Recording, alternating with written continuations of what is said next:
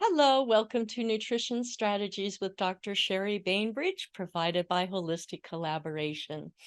I want to share a couple of really great tips for your health and for your kitchen. This, I bet you recognize, aluminum foil. Tin foil, well, there's a trick to tin foil. You see this brushed side? Never, ever, ever put the brush side next to your food.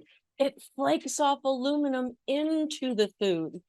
Always, always use the shiny side. And this is not a message just for the individual. This is a message for professionals too. Too many places I've gotten food from and brought a little box home or whatever, and they've wrapped it in the dull side. Ugh. So when you use tinfoil, please do the shiny side and enjoy that we are so privileged to have such a product to be able to use.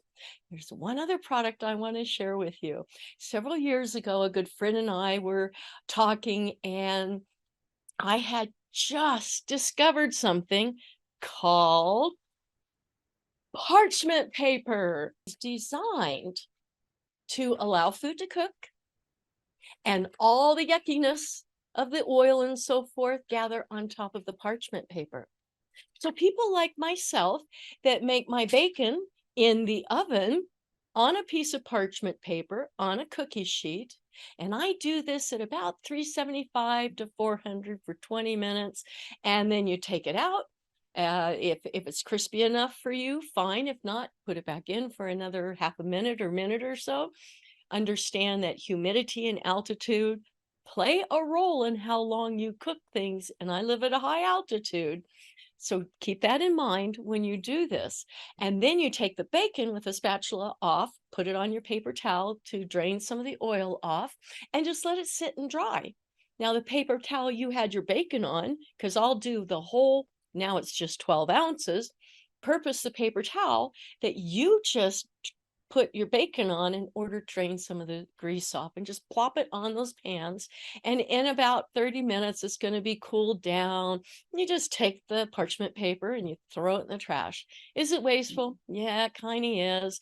But to me, it's less wasteful because dealing with the grease is more difficult and takes more time. And you certainly do not want to put grease down your sink. Don't do that. Even hot water and a detergent that breaks grease down, as soon as it gets into the pipes, it's going to cool down and it forms what's called a grease brick. And it does block the line. So do be careful not to do that. Handle your grease carefully. And I hope you enjoy these two suggestions. Good luck with all of them. And let me know below to comment as to how you use these best for you, because I find it fascinating. Tinfoil is great for making ribs, right? Tinfoil is great for covering something up you don't splatter. And the parchment paper is easy cleanup and aids in ensuring that your food is cooked wonderfully and there's nothing stuck to the pan. Have a great day. Thank you.